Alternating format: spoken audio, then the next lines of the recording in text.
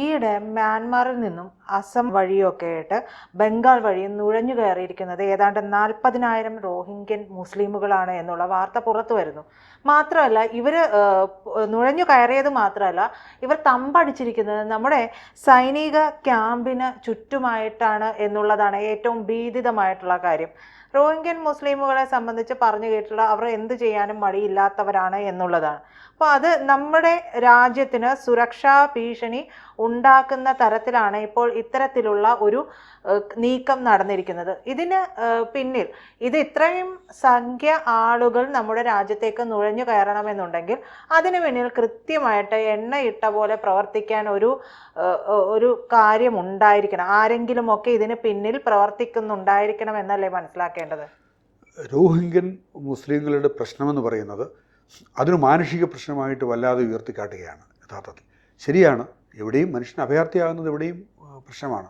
നമ്മളെ സംബന്ധിച്ചിടത്തോളം ഇവിടെ അതല്ല കാണുന്നത്. ഇത് വളരെ നേരത്തെ പറഞ്ഞതുപോലെ വളരെ കൃത്യമായ ഒരു അജണ്ടയോടുകൂടി നമ്മുടെ സ്ഥലങ്ങളിലേക്ക് റോഹിംഗ്യൻ മുസ്ലിങ്ങളെ അനധികൃതമായി കടത്തി വരുന്നതാണ്. അധികൃതമായും അനധികൃതമായുമുള്ള അഭയാർത്ഥികളുടെ പ്രവാഹമാണ് നമ്മുടെ രാജ്യത്തിൻ്റെ സുരക്ഷയ്ക്ക് ഏറ്റവും വലിയ ഭീഷണി എന്ന് പല അവസരങ്ങളിൽ നമ്മൾ കണ്ടിട്ടുണ്ടെന്നുള്ളതാണ്. ബംഗ്ലാദേശിൽ നിന്നുണ്ടായ അഭയാർത്ഥി പ്രവാഹത്തെപ്പറ്റി നമുക്കറിയാം.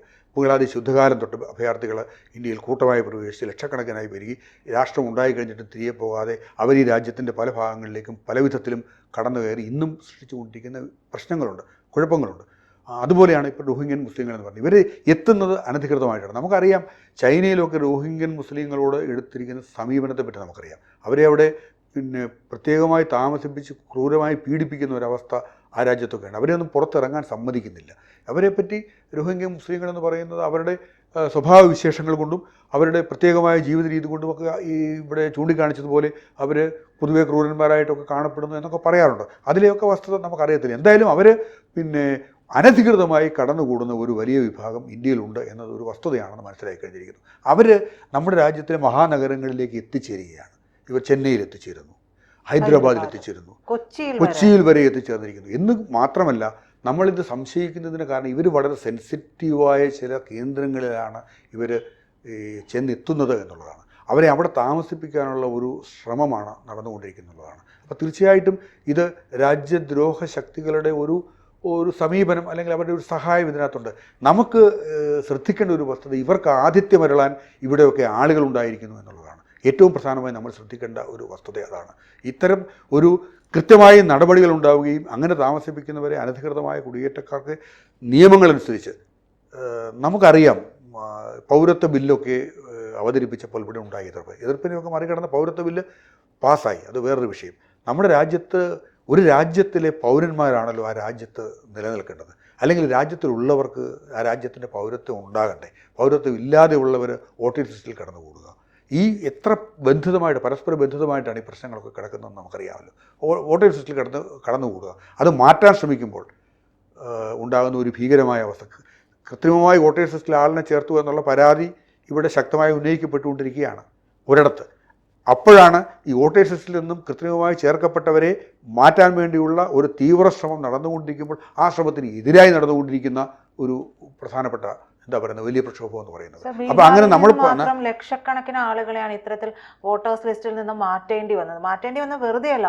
അവരെല്ലാം ഇത്തരത്തിൽ നുഴഞ്ഞു കയറിയിട്ടുള്ളവരും അങ്ങനെയുള്ളവർ തന്നെയാണ്. അപ്പോൾ നമ്മുടെ രാജ്യത്തിന് ഭീഷണിയാകുന്നവരെ നമ്മൾ മാറ്റി നിർത്തുക തന്നെയല്ലേ വേണ്ടത്? അല്ല, തീർച്ചയായിട്ടും അങ്ങനെയാണല്ലോ. നമ്മൾ ആ മാറ്റി നിർത്തുന്നവരുടെ പേര് കൊടുക്കാൻ അറിയിച്ചിട്ടുണ്ടല്ലോ. ആരുടെയൊക്കെയാണ് പേര് മാറ്റി കോൺഗ്രസ് ശബ്ദിച്ചു. അവർക്ക് വേണ്ടി ഞാൻ പറയുന്നത് ഇക്കാര്യത്തിൽ രാഷ്ട്രീയ കക്ഷികളുടെ അഭിപ്രായ ഐക്യത്തിലാണ് എത്തേണ്ടതെന്നുള്ളതാണ്. നമുക്ക് രാജ്യത്തിന് താങ്ങാൻ കഴിയില്ല, അഭയാർത്ഥി പ്രവാഹം താങ്ങാൻ കഴിയില്ല, അനധികൃതമായി വരുന്ന കുടിയേറ്റക്കാരെ താമസിക്കാൻ കഴിയില്ല. ലോകമാകെ നേരിടുന്ന ലോകമൊക്കെ ഈ കുടിയേറ്റക്കാർക്കെതിരെ നടത്തിക്കൊണ്ടിരിക്കുന്ന പ്രശ്നങ്ങളുണ്ട്, അല്ലെങ്കിൽ തീരുമാനങ്ങളുണ്ട്, അല്ലെങ്കിൽ എങ്ങനെയാണ് അവരെ നമ്മളെങ്ങനെയാണ് അവരെ ട്രീറ്റ് ചെയ്യേണ്ടതെന്നുള്ള ഒരു കാര്യത്തിൽ ലോകരാഷ്ട്രങ്ങൾക്കൊക്കെ ഒരു നയമുണ്ട്.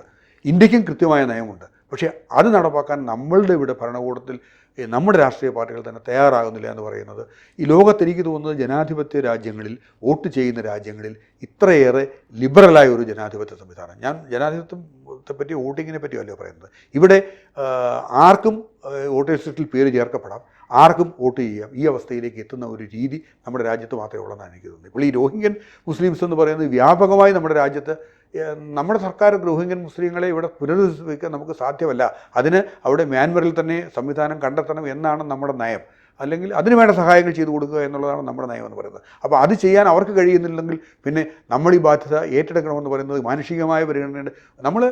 നമ്മൾ നേരത്തെ ഇവിടെ പലതവണ പരാമർശിക്കപ്പെട്ടിട്ടുണ്ട് പല അവസരങ്ങളിലായിട്ട്. എങ്ങനെയാണ് ലോകത്ത് നിന്നുള്ള ആൾക്കാർക്ക് മുഴുവൻ അഭയം കൊടുത്ത ഒരു രാജ്യമാണ് നമ്മുടേത്. പക്ഷേ ഇതെല്ലാം അവസാനം നമുക്ക് ഏറ്റവും കൂടുതൽ ബംഗ്ലാദേശ് വരെയുള്ളത് വരെ പിന്നെ പാരയായിട്ട് വരുന്നത്. ബംഗ്ലാദേശ് അവരിപ്പോൾ നമുക്കെതിരായിട്ട് ആരോപണം ഉന്നയിക്കുകയാണ്. ഒന്ന് ചിന്തിച്ചു നോക്കി എന്ന് പറയുന്നതുപോലെയാണ് ഈ റോഹിംഗ്യൻ മുസ്ലിങ്ങളുടെ. ഇവർക്ക് ഞാൻ മനസ്സിലാക്കുന്നത് നുഴഞ്ഞു കയറാൻ ഒരു ഇത് കൊടുക്കുന്നത്, നുഴഞ്ഞു കയറി വരുന്നത് ഒരു ഭീഷണി തന്നെയാണ്. പക്ഷേ നുഴഞ്ഞു കയറി വരുന്നവർക്ക് ആധാർ കാർഡ് ഉൾപ്പെടെയുള്ള കാര്യങ്ങൾ വ്യാജമായി ഉണ്ടാക്കി കൊടുക്കാൻ റെഡിയായി നിൽക്കുന്ന ചില കക്ഷികളുണ്ടല്ലോ. ആ കക്ഷികളാണ് ഏറ്റവും വലിയ സുരക്ഷാ ഭീഷണി. അവരാണ് ഏറ്റവും വലിയ സുരക്ഷാ ഭീഷണി. അവരാണ് രാജ്യദ്രോഹികൾ. കാരണം ഇതൊരു വലിയ ബിസിനസ്സാണ്. അതായത് അനധികൃതമായി ആധാർ കാർഡ് അടക്കം നൽകുക എന്നുള്ളത്, ഈ ഇവിടെ അനധികൃതമായിട്ട് എത്തിച്ചേരുക എന്നുള്ളതാണ്. ഇപ്പം കേരളത്തെ സംബന്ധിച്ചിടത്തോളം ആണെങ്കിൽ നമുക്കറിയാം, ഇവിടെ അന്യസംസ്ഥാന തൊഴിലാളികൾ തന്നെ, നമ്മൾ കേരളത്തിലെ കാര്യം എടുത്ത് പറയുകയാണെന്നുണ്ടെങ്കിൽ ഇവിടെയുണ്ട് ഒരുപാട് പേരുണ്ട്. അന്യസംസ്ഥാന തൊഴിലാളികൾ ലക്ഷക്കണക്കിന് ആളുകൾ ഇവിടെ തൊഴിൽ ചെയ്യുന്നവർ എന്തായാലും നമ്മളെക്കാൾ കൂടുതൽ, മലയാളികളെക്കാൾ കൂടുതൽ, വളരെ കൂടുതലായിട്ട് നമുക്ക് അവരെ മുട്ടിയിട്ട് നടക്കാൻ പോയാലും, ഇവിടെ പോയാലും ഹോട്ടലിൽ പോയാലും കൃഷിയിടങ്ങളിൽ പോയാലും എല്ലാം അവരെ മുട്ടിയിട്ടാണല്ലോ. ഈ കൂട്ടത്തിൽ എത്രയോ അനധികൃതമായ കൃത്യമായ രേഖകളില്ലാതെ താമസിക്കുന്ന ആളുകളുണ്ടെന്ന് പലപ്പോഴും നമ്മൾ കണ്ടിട്ടുണ്ട്. അവരുണ്ടാക്കുന്ന അക്രമങ്ങൾ കണ്ടിട്ടുണ്ട്. നമ്മുടെ സുരക്ഷിതത്വത്തിന്, നമ്മുടെ എന്താ പറയുന്നത്, സാമൂഹ്യ അച്ചടക്കത്തിന് ഭീഷണിയായി മാറുന്ന അവസരങ്ങളുണ്ട്. ഇവരെ പിടിക്കാൻ പറ്റാതെ വന്ന് കൊലപാതകങ്ങൾ അടക്കമുള്ള കുറ്റകൃത്യങ്ങൾ ചെയ്തതിനു ശേഷം ഇവിടുന്ന് കടന്നു കളയുന്ന ആൾക്കാരുണ്ട്. ഈ നമ്മൾ തന്നെ എത്രയോ പേരെ കണ്ടെത്തിയിരിക്കുന്നു. ഇവിടുന്ന് അവരെ പിന്നെ തിരിച്ചെത്തിക്കുക എന്ന് പറയുന്നത് ഒരു വലിയ ബുദ്ധിമുട്ടായി മാറിയിരിക്കുന്നു എന്നുള്ളതാണ്. വലിയ വ്യവസായികളടക്കം, കോട്ടയത്തൊരു വലിയ വ്യവസായി അടക്കമുള്ള ആളുകളെ അന്യസംസ്ഥാന തൊഴിലാളികളല്ലേ വധിച്ചിട്ട് കടന്നു കളഞ്ഞത്. അത് അവിടെ മാത്രമല്ല, അങ്ങനെ ഒന്നിലേറെ സ്ഥലങ്ങളിൽ, ഒന്നിലേറെ അല്ല, അതിങ്ങനെ വർദ്ധിച്ചു വരികയാണ്. പിടിക്കപ്പെടുന്നതിൽ ഇവരുണ്ട്. അപ്പോൾ മയക്കുമരുന്നുമായി ബന്ധപ്പെട്ട് പിടിക്കപ്പെടുന്ന അവരെ സംബന്ധിച്ചിടത്തോളം ഇത് ജീവിതത്തിൽ ചൂണ്ടിക്കാണിച്ച വളരെ പ്രധാനപ്പെട്ട ഒരു പ്രശ്നമാണ്. കാരണം മയക്കുമരുന്നുകളുടെ ആധിക്യം എന്ന് പറയുന്നത് അങ്ങനെ നമ്മുടെ രാജ്യത്തെ തളർത്താനുള്ള, നമ്മുടെ യൗവനത്തെ തളർത്താനുള്ള ഒരുപാട് കാര്യങ്ങൾ ഈ രാജ്യത്ത് ചെയ്തുകൊണ്ടിരിക്കുന്നതിനകത്ത് ഇങ്ങനെ കടന്നു വരുന്ന ആൾക്കാർക്ക്, റോഹിംഗ്യൻ മുസ്ലിങ്ങളടക്കം കടന്നു വരുന്നവർക്ക്, ഇവരെ സംബന്ധിച്ചിടത്തോളം അത് വളരെ കൃത്യമാണ്. അങ്ങനെ അത് നമ്മുടെ രാജ്യത്ത് നടന്നുകൊണ്ടേയിരിക്കുകയാണ് എന്നുള്ളതാണ്. ഇവർ കാരിയേഴ്സ് ആയിരിക്കും, കാരിയേഴ്സ് ആണ് ഈ പിടിയിലാകുന്നവർ. പക്ഷെ ഈ പിടിയിലാകുന്നവരെ കൊണ്ട് ഇത് ചെയ്യിപ്പിക്കുന്നവരാണ് നമ്മുടെ രാജ്യത്ത് ഇപ്പോൾ ഉള്ളത്. നമ്മുടെ രാജ്യത്തുള്ളത് കൊണ്ടാണല്ലോ ആധാർ കാർഡൊക്കെ സുലഭമായി ഇവർക്ക് കിട്ടുന്നത്. അപ്പോൾ ഇത് ശരിക്കും ക്രോസ് ചെക്ക് ചെയ്ത് വരാൻ തന്നെ പ്രയാസമാണ്. ഒരു റാക്കറ്റ്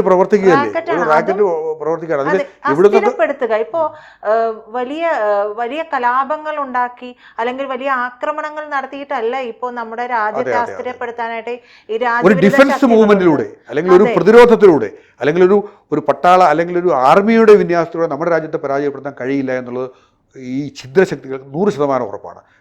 അത്രമേൽ കരുത്ത് നമ്മുടെ സൈന്യത്തിനുണ്ട്. അത് നേവി ആയാലും വ്യോമസേനയായാലും കരസേനയായാലും നമ്മുടെ രാജ്യത്തിൻ്റെ അതിർത്തി കാക്കാൻ കഴിയുന്ന ഒരു സംവിധാനം കൃത്യമായിട്ടുണ്ട്. അപ്പം അത്തരം ഒരു മിലിറ്ററി ഓപ്പറേഷനിലൂടെ നമ്മൾ കണ്ടല്ലോ, ഒരു തീവ്രവാദി ആക്രമണത്തിന് തന്നെ ഓപ്പറേഷൻ സിന്ദൂറിലൂടെ നമ്മൾ കൊടുത്ത മറുപടി ലോകം കണ്ടതാണല്ലോ. നമ്മൾ തീവ്രവാദ കേന്ദ്രങ്ങൾ മാത്രം തകർത്തുകൊണ്ട്, അല്ലെങ്കിൽ സൈനിക കേന്ദ്രങ്ങൾ മാത്രം തകർത്തുകൊണ്ട് നമ്മൾ കൊടുത്ത. അപ്പോൾ അങ്ങനെ ഈ രാജ്യത്തെ അസ്ഥിരപ്പെടുത്താൻ കഴിയില്ല ഒരു വിദേശ ശക്തിക്ക് ഇവിടെ അധിനിവേശം സ്ഥാപിക്കില്ല. അതിനുവേണ്ടി അവലംബിക്കുന്ന കുൽസിതമായ മാർഗ്ഗങ്ങളിൽ ഏറ്റവും പ്രധാനപ്പെട്ടതാണ് ഇത്തരം അനധികൃതമായ കടത്ത്, അനധികൃതമായ മനുഷ്യരെ എത്തിക്കുക.